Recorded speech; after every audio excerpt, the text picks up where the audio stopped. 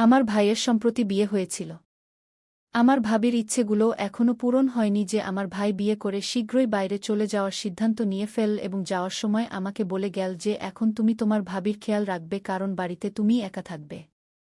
আমিও আমার ভাইকে বলে দিলাম যে কোনো সমস্যা নেই। আপনি চিন্তা করবেন না কারণ আমিও আমার ভাইয়ের উপার্জন উপভোগ করতে চাই। একদিন আমার ভাবি আমাকে তার রুমে ডাকল। আমি জিজ্ঞেস করলাম ভাবি কি হয়েছে? ভাবি বলল তুমি দ্রুত আমার রুমে এসো এবং আমি ভাবির রুমে চলে গেলাম। ভাবি বলতে লাগল আমার মাথা খুব ব্যথা করছে। আমার মাথার মালিশ করে দাও। আমি বললাম ভাবি এটা আমি করতে পারব না। কিন্তু ভাবি বলতে লাগল তোমাকে এটা করতেই হবে। আমি ভাবির মাথার মালিশ করতে লাগলাম। ভাবি বলতে লাগল এখন তুমি আমার পিঠে তেল লাগিয়ে মালিশ করো। তারপর ভাবি তার শাড়ি। এসব দেখে আমার কাঁপুনি শুরু হয়ে গেল। তারপর আমি ভাবির পিঠে তেল লাগালাম এবং ধীরে ধীরে মালিশ করতে লাগলাম। আমার মন সম্পূর্ণভাবে বিচলিত হয়ে গিয়েছিল। ভাবি অদ্ভুত শব্দ করতে শুরু করল। বাস তারপর কি হল? আমি আর ধৈর্য ধরে রাখতে পারলাম না এবং আমি ভাবির। আমার বয়স ছিল ২৪ বছর। সেই সময় আমি বাড়িতেই থাকতাম। আমার ভাই বিয়ে করিয়েছিল এই জন্য যাতে আমি একা বোধ না করি। ভাবির নাম ছিল পুনম এবং আমিও তাকে পুনমি বলতাম। প্রায়শই সে উদাস থাকত। অনেকবার আমি তাকে চুপি চুপি কাঁদতে দেখেছি। আমার মনে হল সে আমার ভাইকে মিস করে। তাই চুপি চুপি কাঁদে। কিন্তু না আমি কখনো তাকে এ বিষয়ে জিজ্ঞেস করিনি আর না ভাবি কখনো খুলে আমাকে এ কথা বলেছে। রাতে সে তার রুমে বন্ধ হয়ে যেত এবং রুম থেকে কান্নার শব্দ আসতে শুরু করত। আসলে আমার ভাইয়ের বিয়ের পরের সপ্তাহেই সে বিদেশ চলে গিয়েছিল। একজন নতুন বধূর জন্য তার স্বামী ছাড়া থাকা খুব কঠিন হয়ে পড়ে। কিন্তু আমার ভাই তো শুধু আমার জন্যই বিয়ে করেছিল কারণ আমি বাড়িতে একা থাকতাম এবং এখন বাড়ির দায়িত্ব নেওয়ার জন্য একজন মহিলার থাকা জরুরি ছিল। এই জন্যই ভাই ভাবিকে আমার হাতে ছেড়ে চলে গেল। পুনম ভাবি সম্পূর্ণ একা থাকত। তার খেয়ালও আমি রাখতাম। সে ছিল ২৮ বছরের এক যুবতী। সম্পর্ক না পাওয়ার কারণে আমার ভাইয়ের সাথে তার বিয়ে হয়ে গিয়েছিল। কারণ সময়ের সাথে সাথে তার বয়স বাড়ছিল। এক রাতে আমি ঘুমানোর জন্য শুয়েছিলাম। যখন ভাবি আমাকে ডাকতে শুরু করল।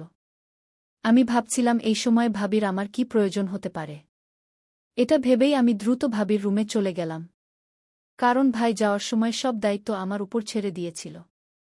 সে বলেছিল যে আমার পরে বাড়ির প্রয়োজনের খেয়াল রাখতে এবং সত্যিকারের মন দিয়ে ভাবির সেবা করতে কারণ ভাইয়ের টাকায় আমি আরাম করতাম। তাই আমি চাইনি যে ভাবি আমার ভাইয়ের কাছে কোনো অভিযোগ করে। যখনই ভাবি ফিরে আসার কথা বলত সে কোনো না কোনো ছলনা করে আসতে মানা করে দিত। রাত ১২টার সময় ভাবি আমাকে ডেকে তার রুমে ডাকল এবং আমি ভেবে চলে গেলাম যে কোনো জরুরি কাজ হবে। কিন্তু সেখানে গিয়ে আমি হতবাক হয়ে গেলাম কারণ সে নিজে বিছানায় শুয়েছিল। আমি ঘাবড়ে গিয়ে দরজার কাছে থেমে গেলাম। ভাবিকে ডেকে জিজ্ঞেস করলাম ভাবি আমার কোনো কাজ ছিল? আমার কথা শুনে সে উঠে বসল এবং আমি ভেবেছিলাম যে সবসময়ের মতো তার দুপাট্টা দিয়ে নিজেকে ঢেকে নেবে কারণ সে সারাদিন দুপাট্টা পরে থাকত। আমি তাকে কখনো এভাবে দেখিনি। কিন্তু আমার কথা শুনে সে বলতে লাগল, সমীর ভিতরে চলে আসো। আমার তোমার সাথে কিছু জরুরি কাজ আছে ভাবি। এখনও সে সেইভাবে শুয়েছিল। আমি রুমে গেলাম কিন্তু আমার চোখ নিচু ছিল এবং আমি লজ্জা পাচ্ছিলাম। আমি ভাবিকে প্রথমবার এভাবে দেখেছিলাম। ভাবি আমার দিকে ঘুরে তাকাল এবং আমার নিচু চোখ দেখে বলতে লাগল, সমীর লজ্জা পাওয়ার কিছু নেই। এই বাড়িতে আমাদেরই একে অপরের সঙ্গ দিতে হবে। আমার স্বামী তো বিদেশে থাকে কিন্তু তুমি সবসময় এখানে থাকো এবং আমার খেয়াল রাখো। এটা ভেবেই আমি তোমাকে ডেকেছি যে কঠিন সময়ে তুমি আমার সঙ্গ দেবে। ভাবির কথা শুনে আমি অবাক হয়ে তার দিকে তাকালাম। সে বলতে লাগল আমার মাথায় খুব ব্যথা করছে। তুমি কি আমার মালিশ করে দেবে? তোমার ভাই আমাকে বলেছিল যে তুমি খুব ভালো ম্যাসাজ করো এবং তার মাথা ব্যথা কয়েক মিনিটেই সেরে যায়। ভাবির কথা শুনে আমি হেসে উঠলাম কারণ এটা সত্যি যে ভাই যখন এখানে থাকতেন তখন সবসময় আমার কাছ থেকে মাথার ম্যাসাজ করিয়ে নিতেন। কিন্তু সে তো আমার ভাই ছিল আর ভাবিকে ম্যাসাজ আমি কিভাবে করতে পারি? ভাবি আমাকে ভাবিয়ে দিয়েছিল। বুঝতে পারছিলাম না কি করব। আমি ভাবছিলাম ভাবি কেমন নারী যে তার দেবরকে ম্যাসাজ করতে বলে। তার লজ্জা করল না, যদিও এটা কোনো বড় কথা নয়। কিন্তু একজন নারীর একজন পুরুষের কাছ থেকে ম্যাসাজ করানো, আর সেটাও তার দেবরের কাছ থেকে, যদি অন্য কেউ হতো তাহলে না বলে বরং তাকে কটু কথা শুনিয়ে দিত। কিন্তু এখন আমি ভাবির দয়ার উপর বেঁচেছিলাম। তাই তার সামনে কথা বলার সাহস ছিল না, আর না বলতেও পারছিলাম না। ভাবি ড্রেসিং টেবিলে রাখা তেলের বোতলটা আমাকে দেখিয়ে বলতে লাগল, খুব ভালো হবে যদি তুমি আমার মাথায় ম্যাসাজ করে দাও। বলার সময় তার চোখে ভেজা ভাব ছিল, আর আমার মনে হলো হয়তো সে খুব কষ্টে আছে। কিন্তু আমি ভাবিকে না বলতে পারলাম না। আমি সেই তেলটা নিয়ে তার বিছানার পাশে বসলাম। তারপর ধীরে ধীরে তেল তার মাথায় লাগিয়ে ম্যাসাজ করতে শুরু করলাম।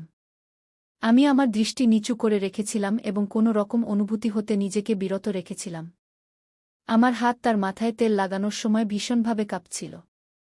আমি আজ পর্যন্ত ভাবির অনেক সাহায্য করেছি, কিন্তু ভাবি কখনো আমার কাছে এমন অনুরোধ করেনি। যত আমি তেল লাগাতে থাকলাম, ভাবির অদ্ভুত আওয়াজ ঘরে গুঞ্জন করতে লাগল। মনে হচ্ছিল যেন সে আরাম পাচ্ছে। আমি আবার তার দিকে তাকাইনি, আর না তার মুখের দিকে চোখ পড়েছে। আমার লজ্জা হচ্ছিল, আর আমি সেখান থেকে চলে যেতে চাইছিলাম। কিন্তু আমি বাধ্য ছিলাম।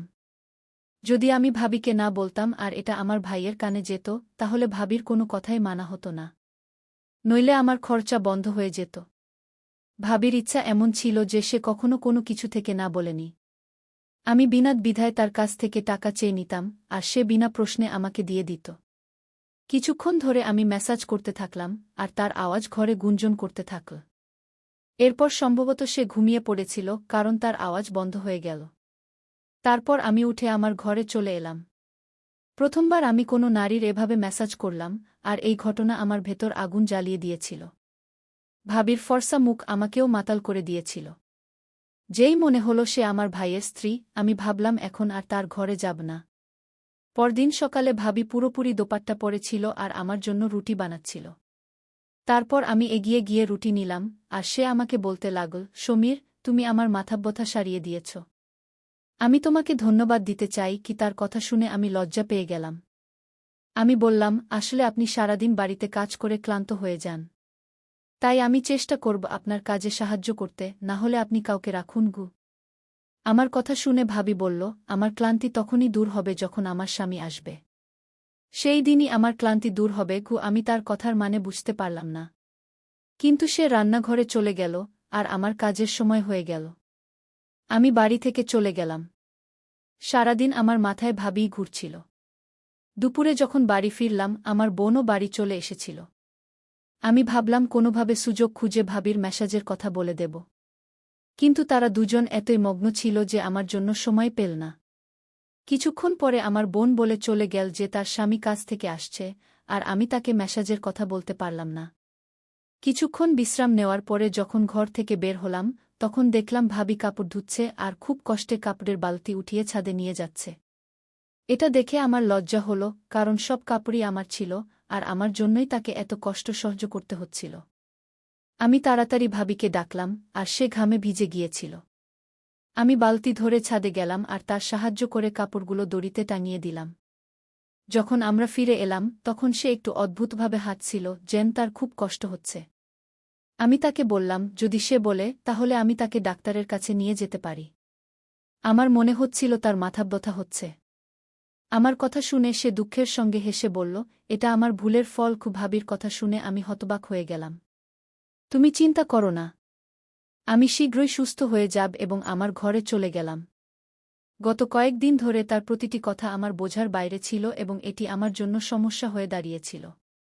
কখনো কখনো মনে হচ্ছিল সে কিছু লুকানোর চেষ্টা করছে। দুপুর শেষ হয়ে গেল এবং সন্ধ্যা হয়ে গেল। আমার চা পান করার ইচ্ছা হচ্ছিল। আমি বৌদির ঘরে গিয়ে তাকে ডাকতে গেলাম। কিন্তু সে তার ঘরে কাঁদছিল এবং কাউকে বলছিল, এটা সব তোমার কারণেই হয়েছে। আজ আমার যে অবস্থা তার দায়ী তুমি। বৌদির কথা শুনে আমি দরজায় থেমে গেলাম। আমি জানতাম না সে কার সাথে কথা বলছিল, কিন্তু নিশ্চিতভাবে সে আমার ভাই ছিল না। বৌদির কথা থেকে আমি বুঝতে পেরেছিলাম যে তার মাথাব্যথার কারণই ছিল সে অন্য কারো সাথে ভুলভাবে কথা বলছিল। আমি বুঝতে পারছিলাম না যে এসব শুনে আমাকে কি করা উচিত।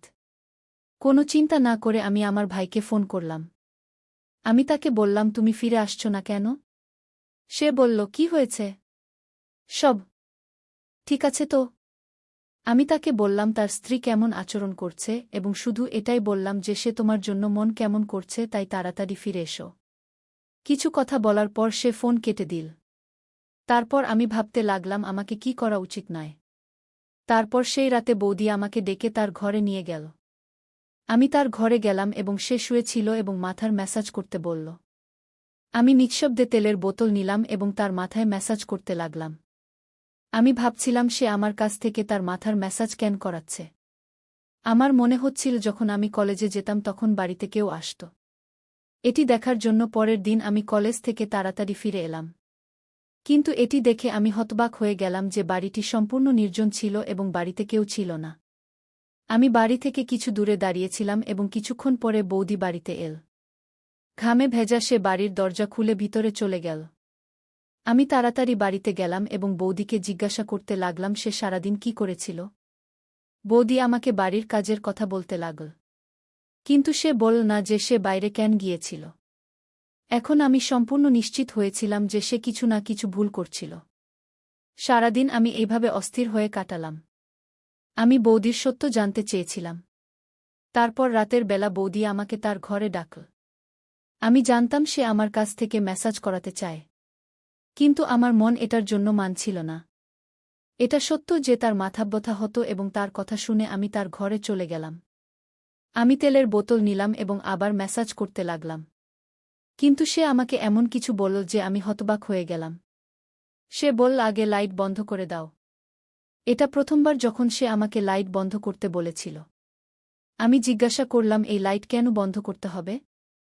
কিন্তু সে রাগ করে আমার দিকে তাকাতে লাগল।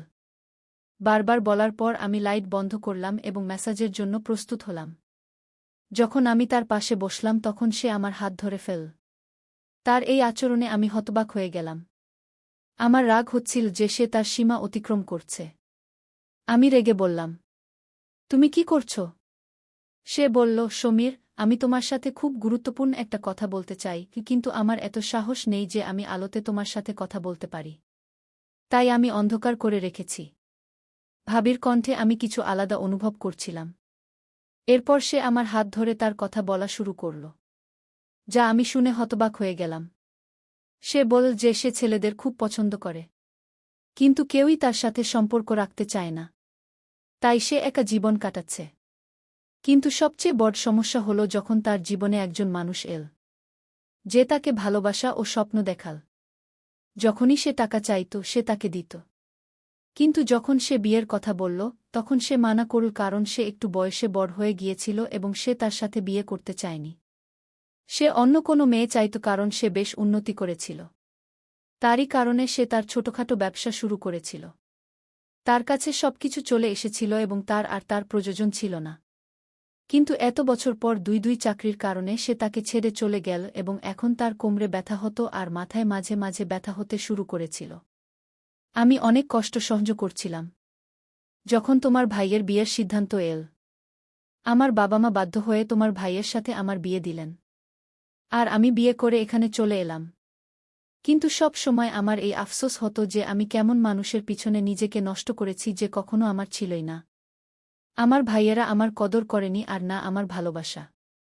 তারপর আমার উপর সবচেয়ে বড় দুঃখ এল যখন আমি জানলাম যে তোমার ভাই বিদেশে বিয়ে করেছে। তোমার ভাই কয়েকদিন আগে আমাকে ফোন করে বলল যে সে সেখানে বিয়ে করেছে এবং এই বিয়ে শুধু তোমার সাথে এই বাড়ির জন্য করা হয়েছিল।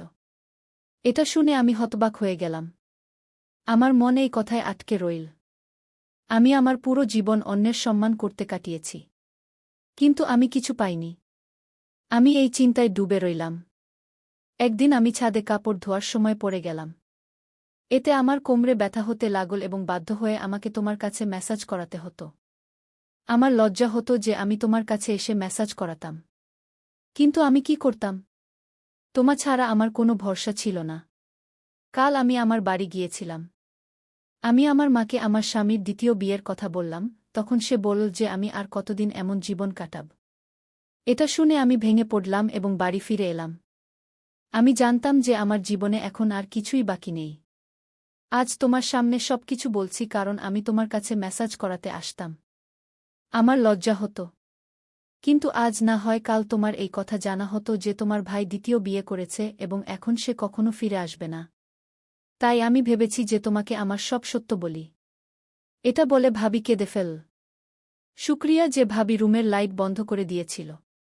আমার খুব আফসোস হলো যে আমার ভাই খুব খারাপ ব্যবহার করেছিল। আগেই তার সাথে খুব খারাপ হয়ে গিয়েছিল এবং এখন সে তাকেও ছেড়ে দিয়েছে।